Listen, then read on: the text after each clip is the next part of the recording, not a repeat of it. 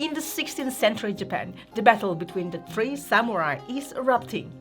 These are the three emblems for the samurai to represent their battle in Mon. And today we'll be teaching you how to play Mon, Emblems of Sengoku, game designed by Osami Okano and published by Studio Mundi. And hello everyone, it's Stella. And Tarrant from Meeple University. Alright, let's get to the classroom. Mon is a quick-playing card ordering game in which players will use cards of 3 different colours in their hands to try to tactically position their influence.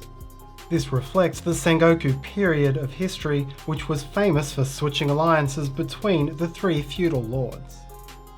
Players will play and claim cards or try to step back on those cards, kicking out their opponents to steal the points, and whoever scores the most points will be the winner. Mon plays with a deck of 54 cards, in each of 3 colours ranging from 1 to 18. To set up, shuffle the cards into a single deck, and deal each player a hand of cards with leftovers remaining in a draw deck.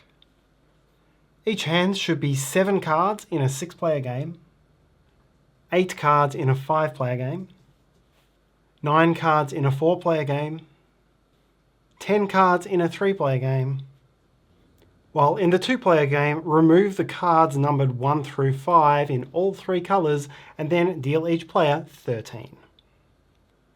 Give each player all the scoring markers in a single colour. Lay out the 3 0 markers in the centre of play, on the 5 side if you're playing with 2 players. Choose a first player and you're now ready to play. Mon is played in turns, starting from the first player and going clockwise around the table. On your turn, you must take one of 2 options. You may play a card or discard and draw. To play a card, choose any one card from your hand which may be legally played and then play it onto the right-hand side of its coloured row. Then, having done that, mark it with one of your score tokens. There are 2 ways for a card play to be legal. The first is to play a new higher card. That means that the card you play must be higher in number than the previously played card in that row. Right now, any card except for the 2 could be played as a higher card. The second option is to play a backstep card. The card must be lower than that row's most recently played card. It may not be marked with your coloured token, and the card must be higher than the top card on the previous stack in that row. If you play a backstep, place the card overlapping the most recently played card, remove the token that's on it, and replace it with your own. To show a later example, with the black row laid out like this, any player except for orange could play a 9, 8, 7 or 6 to backstep this 10. If blue played backstep like so, then it would be now legal for a player other than blue to play a 7 or 6 as backstep on this stack, like so. A single backstep stack can be as large as the size of numbers will allow.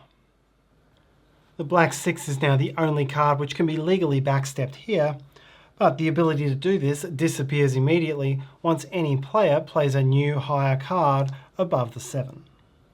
You need to find the right times to play your cards to best effect, or lose the opportunity to play them. For example, this black 6 can now no longer be played, as it's too low either to be a higher card or a backstep. The second way to take your turn is to discard and draw. Discard any number of cards from your hand face down, and then redraw 1 fewer than the same number of cards into your hand. If the draw deck ever runs out as you're doing this, then reshuffle the discard pile and continue drawing. The game ends once everyone is out of cards or there are no longer any legal plays. Now count up your final scores. For each stack of cards which has your scoring marker, you'll gain the number of points showing on the top card.